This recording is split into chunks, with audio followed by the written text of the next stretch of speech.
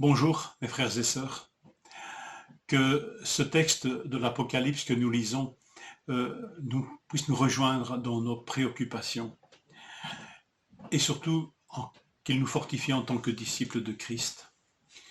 Quand je lis l'Apocalypse, je ne peux m'empêcher de repenser au Notre Père, la prière enseignée par le Seigneur, qui dit: Notre Père qui es aux cieux, que ton nom soit sanctifié, que ton règne vienne et que ta volonté soit faite sur la terre comme au ciel.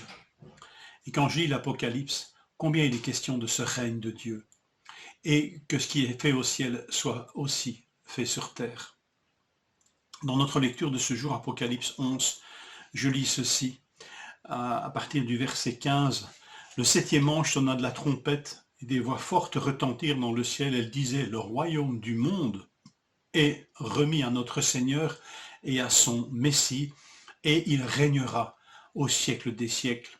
Et suit une adoration céleste. Les 24 anciens qui étaient assis devant Dieu sur leur trône se prosternèrent le visage contre terre, et ils adorèrent Dieu en disant: nous te remercions, Seigneur Dieu Tout-Puissant, toi qui es, qui étais, parce que tu as exercé la grande puissance et établi. Tu as exercé ta grande puissance et établi ton règne.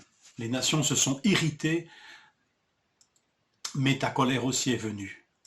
Seigneur, ton règne s'établit, et ce texte de l'Apocalypse nous le rappelle, et nous le rappelle comme des souffles nécessaires tout au long du texte. Parce que nous vivons dans ce monde où justement le règne de Dieu est plus que contesté.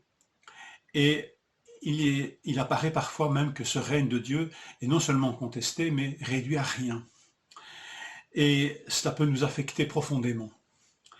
Je lis dans le chapitre 11 l'histoire de ces deux témoins qui rendront témoignage, et il est dit ceci d'eux: lorsqu'ils auront fini de rendre leur témoignage, c'est chapitre 11 verset 7, la bête qui monte de l'abîme leur fera la guerre, les vaincra et les tuera. Il est des moments où le règne du mal, le règne du malin, le règne des nations semble autrement plus prégnant et évident que le règne de Dieu.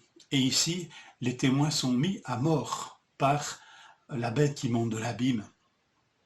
Il nous est parfois donné de vivre ce sentiment que qui règne finalement, parce que sur cette terre, c'est le mal qui règne. Et le livre de l'Apocalypse nous invite régulièrement à relever la tête et à contempler celui qui règne au siècle des siècles.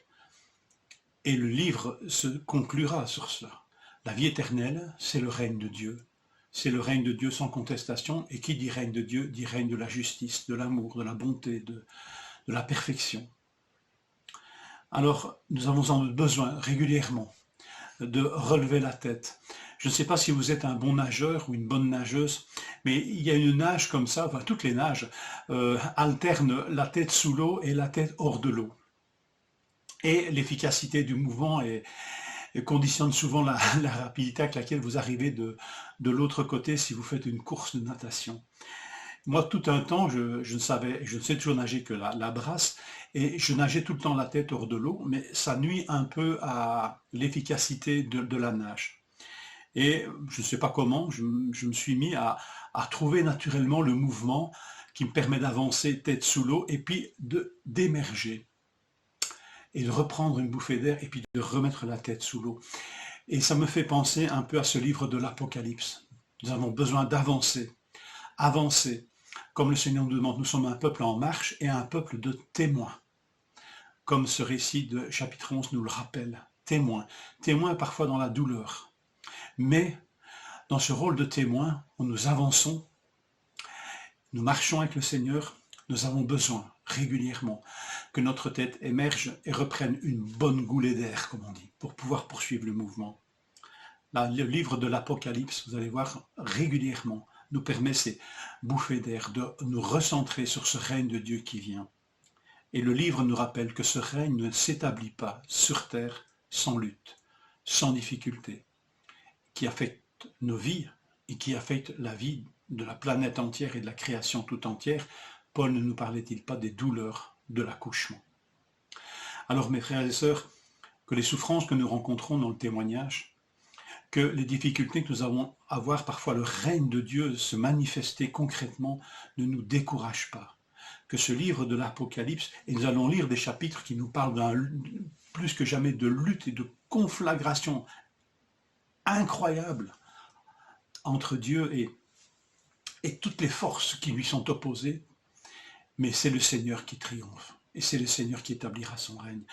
Alors voilà, nous te louons, Seigneur, parce que tu as exercé ta grande puissance et établi ton règne. Seigneur, que ton règne vienne, et ici, le règne est là. Dans ces textes que nous lisons, vous remarquerez que les 24 anciens se prosternaient et ils adorèrent Dieu, nous te remercions.